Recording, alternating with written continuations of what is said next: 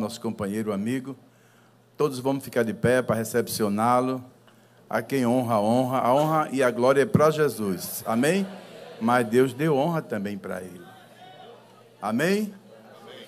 Então passamos o trabalho para ele. E quantos vieram para ouvir uma mensagem de Deus? Então peça ao Senhor que abençoe ao seu servo. Ele nos traga uma mensagem para nós nesta noite. Não é aquilo que a gente quer ouvir. Nós viemos para ouvir o que Deus quer falar conosco. Amém? Pastor Genival.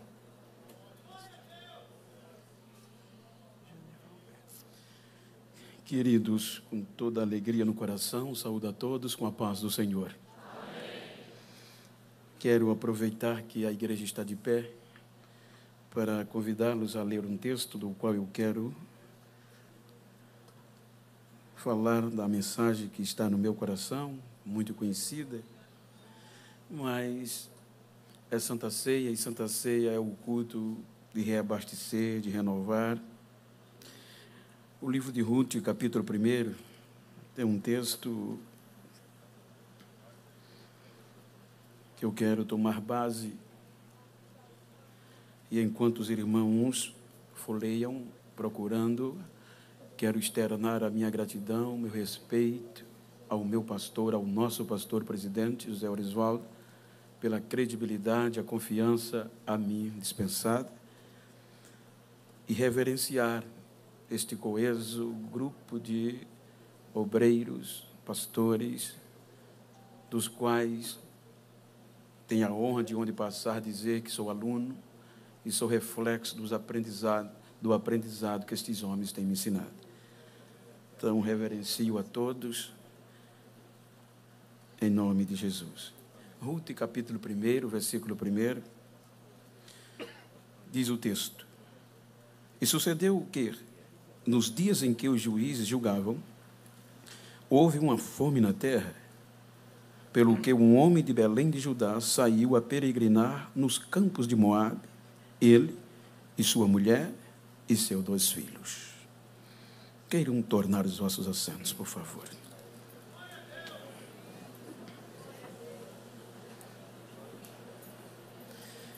Queridos,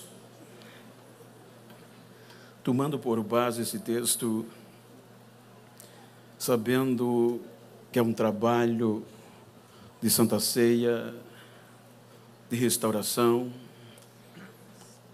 e conhecedor e sabedor pelo cotidiano da vida cristã, eu sei que não estarei ministrando para supercrentes, super-heróis, mas para seres humanos passivos de erros.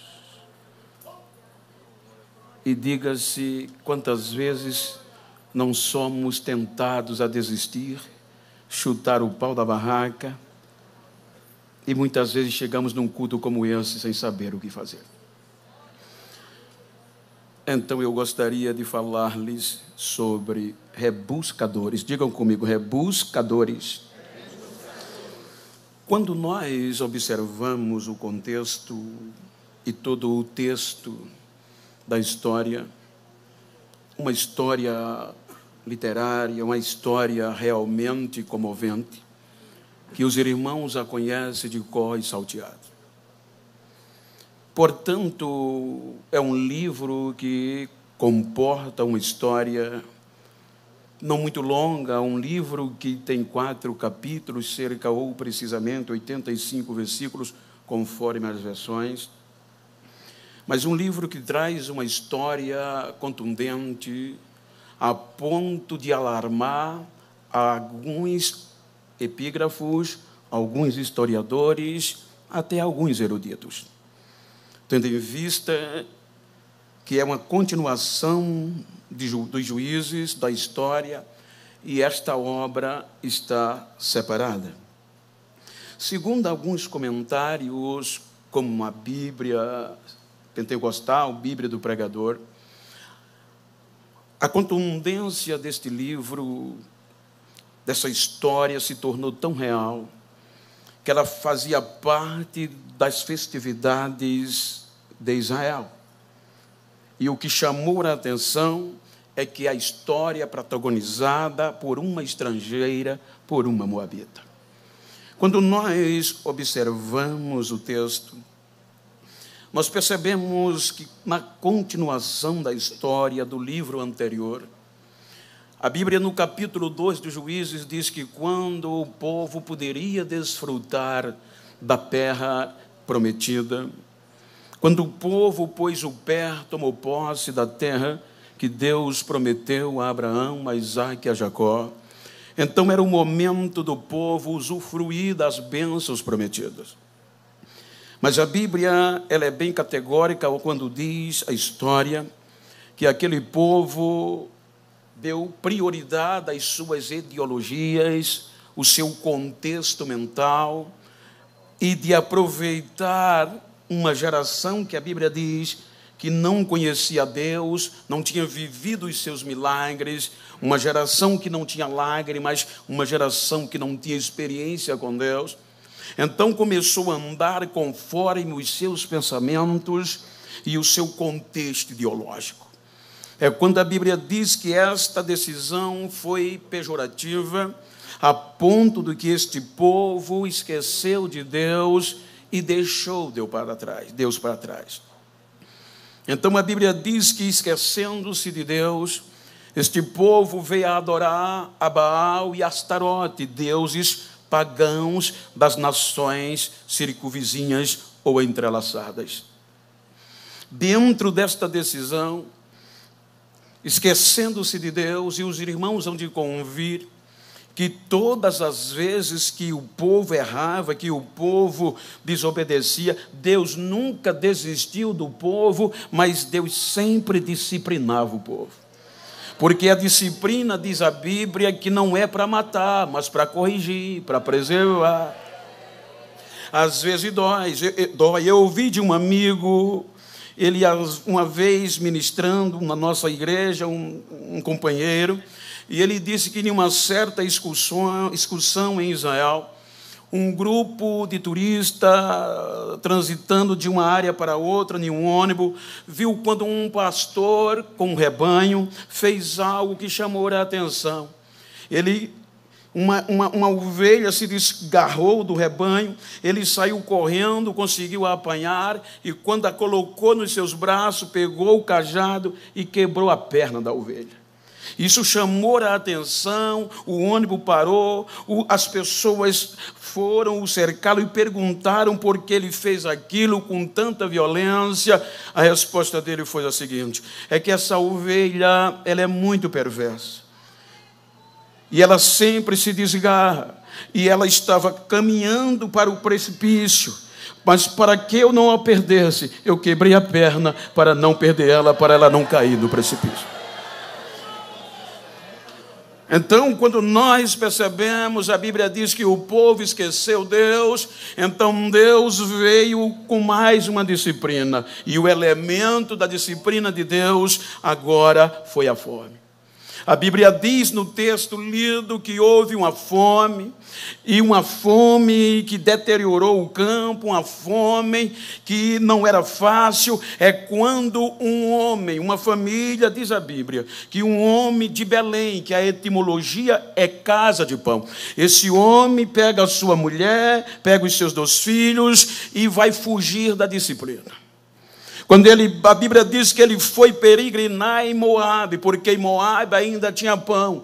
Todo Israel não tinha fome, Belém tinha fome, mas as campinas de Moabe ainda produziam. Então ele pega a família e parte para Moabe, achando que lá ia resolver o problema. E às vezes até parece que está melhor, mas não convém fugir da disciplina. Diga para quem está ao seu lado: não adianta correr da disciplina de Deus, porque Ele é mais rápido que você.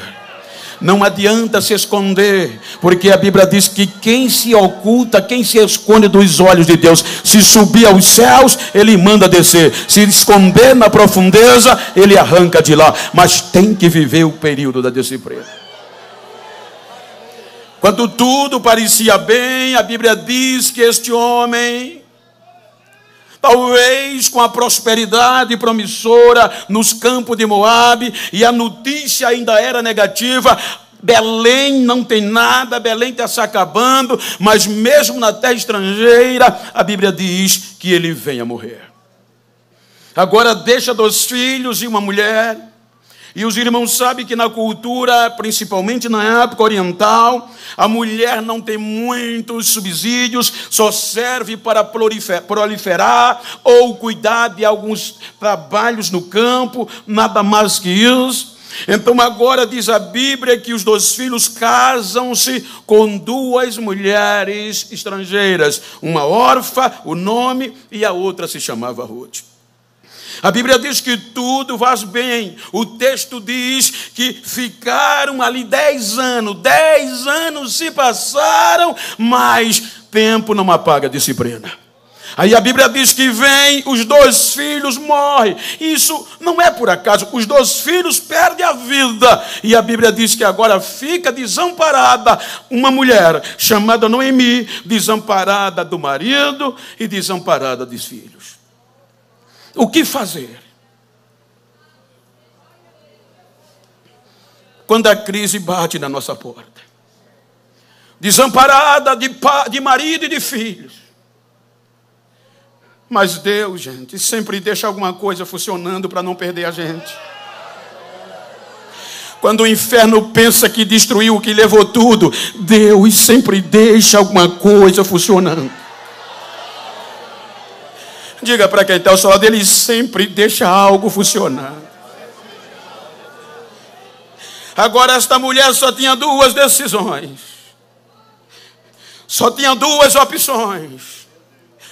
Ou ficar em Moabe e morrer, ou dar a cara para bater e voltar para Belém para recomeçar. Para ficar era fácil, não ia ser detratada, poderia até morrer mais rápido, mas não tinha futuro. Porque, gente, para recomeçar, tem que se voltar para onde tudo começou. Não adianta atalhos.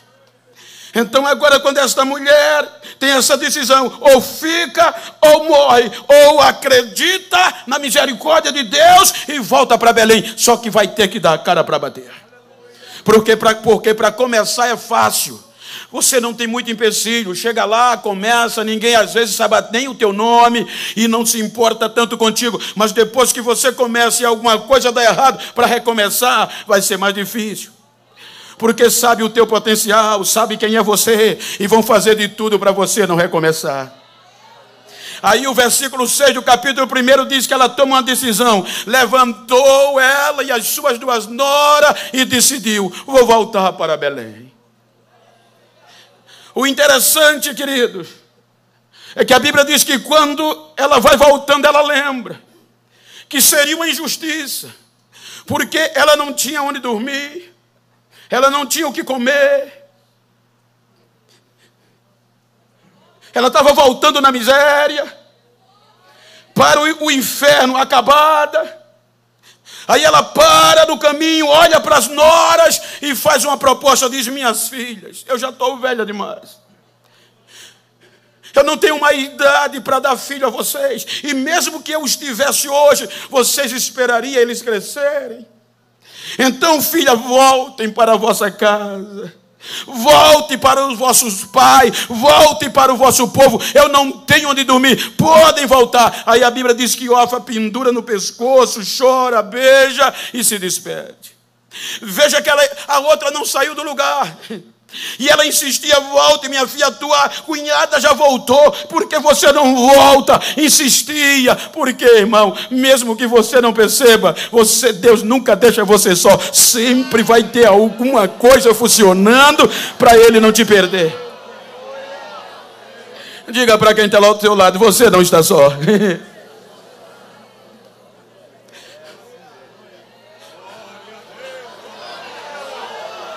Uma das maiores crises do rei Davi, pela Bíblia, foi a morte do seu filho Absalão. A Bíblia diz que Davi não queria mais viver, não queria mais levantar, a coroa não o estimulou, O poder do exército não o estimulou. A companhia do general não o levantou. E ele não tinha ânimo para viver. Mas diz uma história extra-bíblica que um dia, quando ele levanta a cabeça na cinza, quem estava na frente dele? Um companheiro de adoração chamado Asaf. Quando ele olha para Asaf, ele faz 3 perguntas e diz: Asaf, tu ainda ora? Asaf diz: oro, meu rei. Asaf, tu ainda louva? Eu louvo, meu rei. Asaf, tu ainda adora? Adoro, meu rei. Então adora comigo, Asaf, louva comigo, chora comigo. A adoração de Asaf levantou Davi da crise. Você não está só. Sempre fica um adorador ao teu lado quando a crise pensa que vai te desanimar ou vai te destruir. Volta, minha filha. Não insista para eu voltar. Mas eu não tenho onde dormir. Eu não tenho o que comer. Talvez só tenha ponte para dormir. Não insista. Aonde tu pousares à noite, eu também pousarei. Volta, não posso voltar. Aonde você for, eu vou. O teu povo vai ser o meu povo. O teu Deus vai ser o meu Deus. E aonde você for sepultada, ali eu também ficarei. Sempre fica alguma coisa funcionando. Voltam para Belém. Quando chegam em Belém, os irmãos vão de convir que para falar das nossas ações demora mais, benéficas, para divulgar o nosso sucesso. Por isso que alguém tem que pagar, tem que investir muito. Mas para anunciar as coisas negativas, não precisa pagar. A notícia ruim corre muito rápido. Então Belém já estava cheio, ela está voltando. Está vindo na miséria. Talvez a Bíblia diz que as mulheres de Belém se alvoroçaram. Aquelas que não sustentam nada, começaram a falar: vamos para a beira do caminho, vamos ver como ela vai voltando, vamos ver ela. E gritava: não é Noemi? Entre aspas, conjecturando: não é ela. Quem era ela? Talvez eu não sei como você chegou aqui nessa ceia, mas diga para quem está ao teu lado: estou voltando.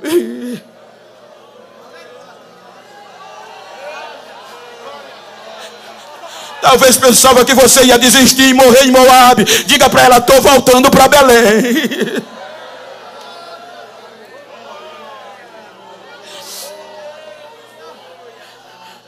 Não me chame Noemi ou agradável, porque quando eu saí com as mãos cheias, mas estou voltando em amargura. Estou voltando na miséria, sem nada. Veja que na Bíblia a gente percebe no contexto das entrelinhas que não tinha o que comer. Nem o que comer tinha. A crise para recomeçar não é fácil. É quando a Bíblia mostra no capítulo 2 que chegou o momento, olha a atitude do que ficou funcionando. A Bíblia diz que Ruth vai à sua sogra, no capítulo 2, versículo 2. E diz a ela: minha sogra, me deixa ir ao campo. Me deixa ir apanhar, ir atrás dos segadores. A Bíblia diz que era o tempo da colheita da cevada. Deixa-me ir atrás dos segadores. Talvez eu ache graça. E alguns me deixem ir atrás deles catando alguma coisa. Algumas versões ou alguns contextos chama rebuscar ou recatar alguma coisa. E a palavra recatar, ou no texto implícito, ir atrás, era recatar ou rebuscar. E a palavra rebuscar já está dizendo: é buscar aonde já foi buscado, é catar aonde já foi catado. Veja que a crise estava tão grande que os irmãos, a gente vive numa região rurícola. A minha vida profissional, 37 anos, foi só agricultura. E chegava período que o pai plantava milhos e passava a primeira colheita, passava a segunda. Depois ele dizia: meninos, vão lá ver se sobrou alguma tamboeira. O que não prestava para nada mais, só o sabugo. Para recomeçar não é fácil. Estamos vivendo um período da pós-modernidade, que parece que tudo é fácil. Não. Deixa-me, ela diz: vai, minha filha. Ia morrer. A Bíblia diz que ela vai procurar. Se alguém deixaria, ela ia atrás dos segadores, recatando os sabugos, as tamboeiras. Não ficou nada hoje. Veja que a Bíblia não destaca até aqui. Chegava em casa, talvez só com as palhas, roendo o sabugo.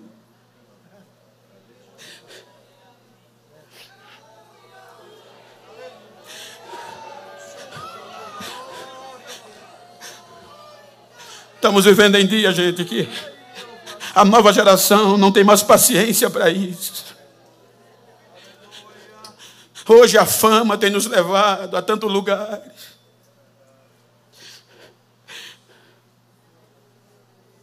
Hoje a fama é o que importa. Não somos mais convidados ou respeitados pela história que a gente tem, mas pelo número de visualizações que tem no YouTube. Mas história ainda fala mais alto. Ela ia catando, só sabugos. Chegava em casa à noite, não tem novidade, nem está escrito como ela chegava. Hoje não catei nada. Mas a Bíblia diz que todo dia de manhã, o campo tem o frio da madrugada. O campo tem o calor do sol durante o dia. E a Bíblia diz que ela ia atrás. Nem água direito de beber ela tinha. Só parava um pouquinho para recuperar a força e saía correndo atrás dos catadores e ninguém olhava para trás. Glória a Deus.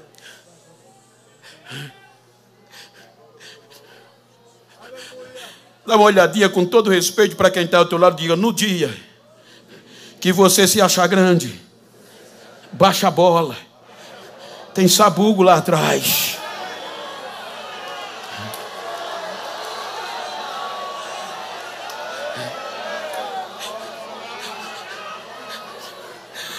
Tem dias que eu viajo por aí, pastor, tem dias que eu sou tão bem recepcionado que eu fico com medo. Quando eu chego em casa: mulher, corta um pedaço de cana para mim.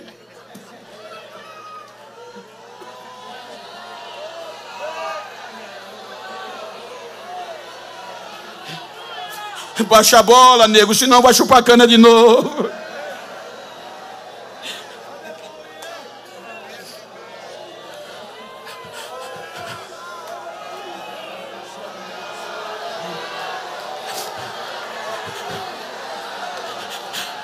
Sempre fica alguma coisa funcionando.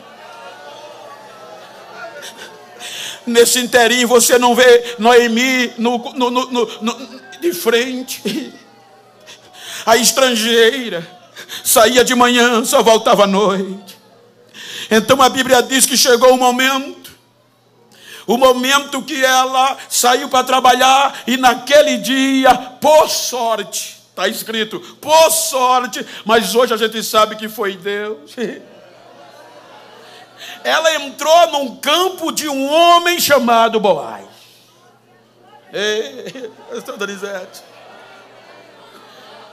E ela foi rogar ao encarregado do campo para deixar ela catar naquele campo, atrás dos segadores ou das moças que catavam na frente. A palavra rogar, na sua etimologia, no nosso vocabulário, é pedir insistentemente com humildade. Ou seja, por favor, tenha compaixão de mim. insistentemente: deixa hoje eu catar aqui atrás delas, atrás deles.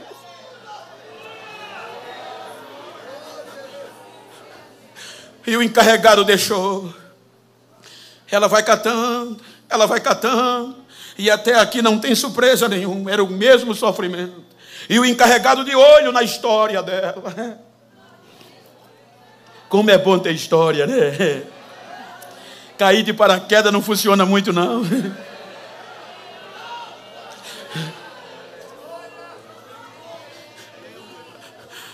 Aí a Bíblia diz que ela catando um certo dia, o dono do campo, resolveu ir ao campo.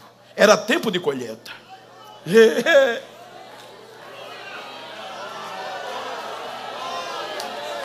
E olha o que coisa linda. As mulheres hoje ainda andam toda coberta. Imagina naquela hora, naquela época. De repente o texto da Bíblia está escrito que ele vê a moça e chama a atenção dele. E chama o encarregado e diz: quem é aquela moça que vai atrás das minhas moças catando, rebuscando? Aí o encarregado diz: ela é estrangeira, é de Moabe, o nome dela é Ruth. Aí listra o que ela fez, a história dela. Vale a pena ter história. Aí quando o dono do campo viu, pastor Geraldo, aí a Bíblia diz que ele olhou para o encarregado e disse: manda chamar ela.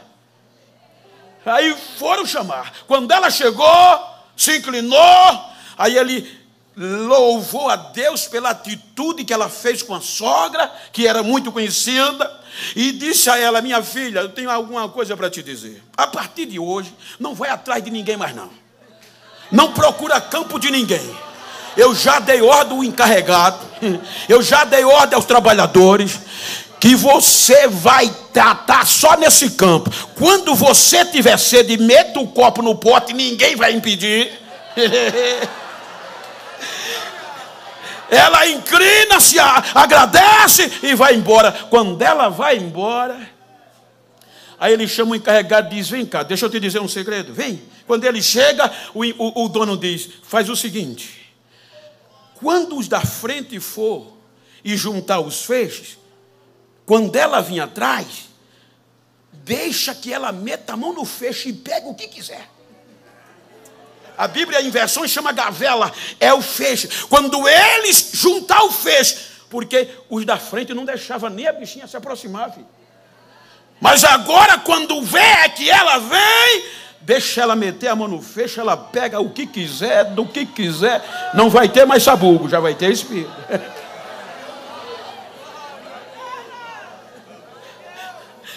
Primeiro dia, já se anima, e o dono do campo não se conforma. Eu vou conjecturar. No outro dia, ele chama o encarregado e diz: eu estava pensando, vou conjecturar. À noite eu pensei e eu resolvi. Faz o seguinte, a partir de hoje, você vai dar ordem para todos os segadores, para as moças, para o rapaz, os que vão na frente. Quando eles encher o cesto, que forem na frente, que olhar que a moça vinha atrás, diga a eles que dão uma balançada no cesto. Tchá, tchá, tchá. E deixa cair espiga para trás.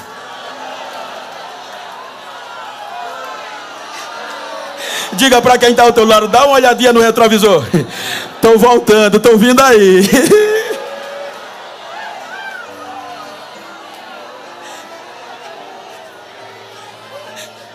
O problema não é o campo, o dono do campo, o problema é quem está na frente.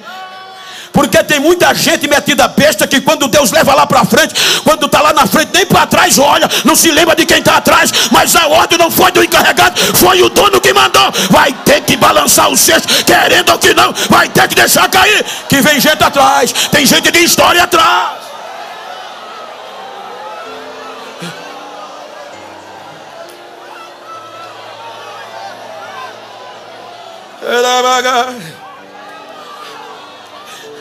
Deixa eu me dizer, vocês já sabem, não precisa nem dizer, mas só para dar sentido. Você não vai ser nada, negro. Pobre, analfabeto, beiço virado e preto.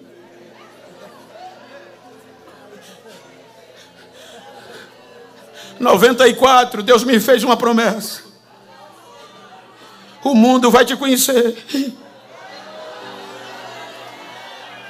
O Brasil vai ser pequeno para você levar a minha mensagem. Aí foi quando disseram: desista.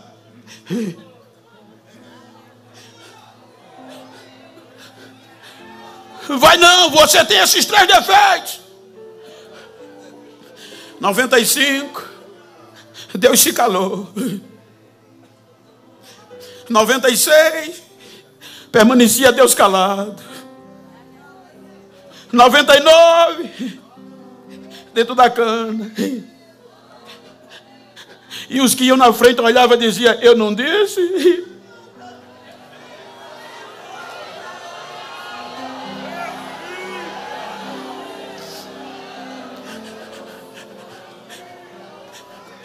Em 2002, muitos amigos aqui pregaram em Canoas, conhecem a minha história. Chegava no culto, os da frente diziam: o Internacional chegou. Zoando. O banheiro está sujo, Internacional. O rodo, a vassoura e o detergente debaixo do braço.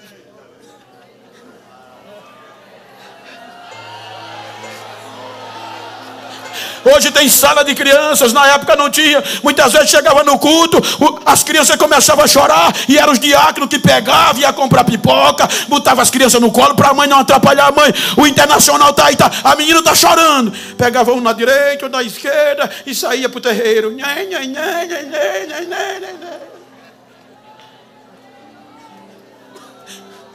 2009, dentro da cama, o telefone toca.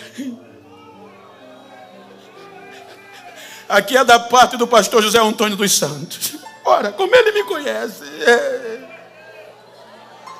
Como é que ele me conhece? Papai mandou dizer que você vai pregar nas convenções. Mas como? Se prepare, se vire. O nome saiu no outdoor, botou na programação. Quando os da frente, alguns da frente viram, foram para o pastor. Por que aquele preto vai pregar? Sabe o que ele disse? Pergunta o dono do campo, foi ele que...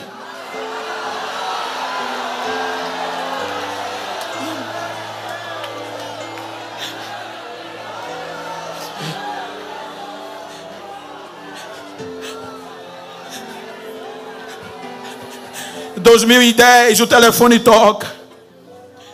E já não era mais alô, já era hello. Pastor Genival, yes, my brother.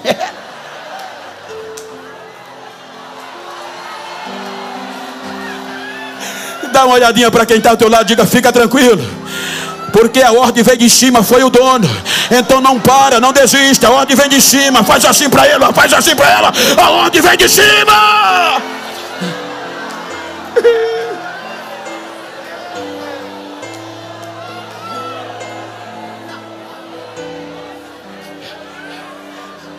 E olha que coisa linda. Uma estrangeira. Pela aí o contexto. Quem carregava a genealogia de Davi? Boaz. A estrangeira não merecia. Era estrangeira, era pobre, não tinha direitos.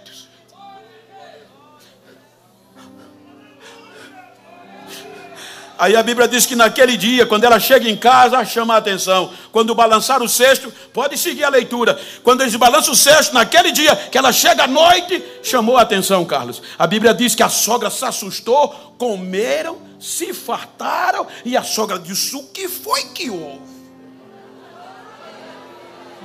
Aí ela contou: entrei num campo de um homem chamado Boaz. Aí Noemi disse: eita, a ficha caiu, Deus desceu. Eu não vou dar descanso a mim enquanto o teu bem não vier. Pesquisou a vida e descobriu que Boaz era um parente próximo do falecido. E descobriu até o dia a dia. Disse: minha filha, eu estou sabendo que hoje ele vai padejar a cevada. Padejar era juntar a cevada na eira. Ele vai juntar a cevada na eira. E que o engorda o gado é o olho do dono, e ele vai ter que estar lá. Então, minha filha, aproveita esta noite. Lava-te.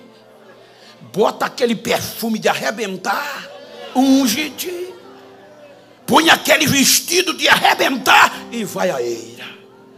E não deixe ser conhecida até o momento certo. Quando ele comer, beber e dormir, chega debaixo do petinho dos pés dele. O segredo está no pé, começar por baixo. Tem gente que já...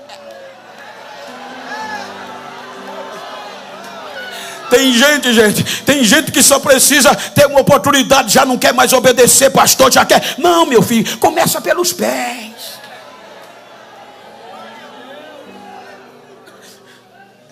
Alguém um dia me perguntou: por que tu mora em Maceió e congrega em Rio Largo? Eu digo: porque foi lá que meu pastor me botou para servir. Até quando ele não chamar, porque minha mãe ensinava: você só tem que aparecer quando for chamar. Começa por baixo. Ela fez isso, gente. Deitou. Quietinha estava, quietinha ficou. Daqui a pouco ele já era velho. A Bíblia diz que ele era muito mais velho que ela. Quando ele se espreguiça, que estica o pé, toca em alguém. Quando se assusta, que levanta, a moça se aparece, quebra o velho no meio. Ele diz: minha filha, melhor foi o que tu fizeste agora do que a tua primeira história. Tu poderia procurar outro mais novo ou outro campo, mas viesse a mim. Mas minha filha, tem outro remidor na minha frente. A palavra remidor, redentor aqui, no contexto da cultura hebraica, era uma pessoa capacitada para libertar, para comprar, para salvar antes do jubileu. A palavra, num contexto comum, é o poder de libertação, é assumir as dívidas, é resgatar. Ele disse: tem outro na minha frente, então vai para casa. Descanse, quando eu resolver, você fica sabendo. Só que quando ela volta aqui, conta a sogra sabia como era Deus. Aí disse: não, minha filha, fica tranquilo, que hoje ele não vai dormir enquanto não resolver esse negócio.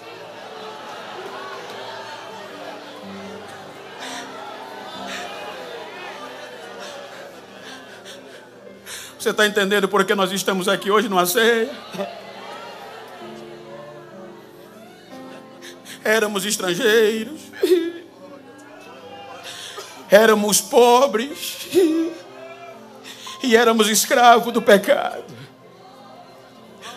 E só quem podia nos resgatar era um parente mais próximo. Jesus se fez homem para nos aproximar de nós. Ele resgatou as nossas dívidas. Você acha que ele vai desistir de você tão fácil assim?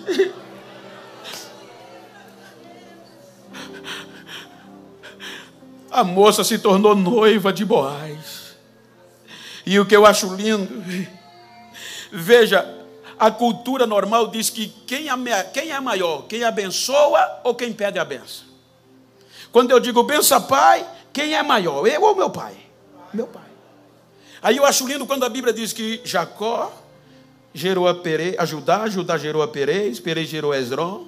Perez já era um incesto, já era uma improbabilidade, gera Esrom gera Arão, Arão gera Aminadab, Aminadab gera Naasson, Naasson gera Salmão gera Boaz, Boaz casa com Ruth, gera Obed, Obed gera Jessé, e Jessé gera Davi. Então Davi tinha que se inclinar e dizer: bença bisavó Ruth.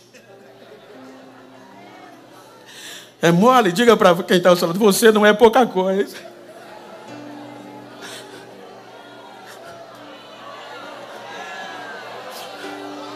Vamos rebuscar, vamos embora, vamos rebuscar. Fica de pé, por favor, é Santa Ceia. E Santa Ceia não se conversa muito, se adora mais.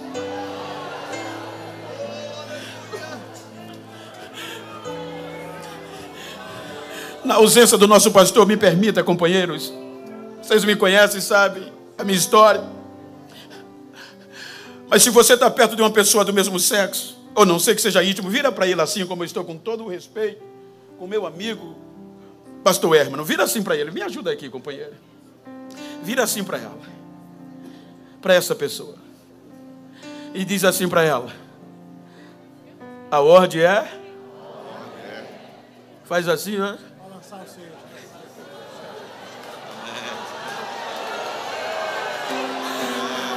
Agora diga para ela: não quero nem saber como você chegou nessa Santa Ceia.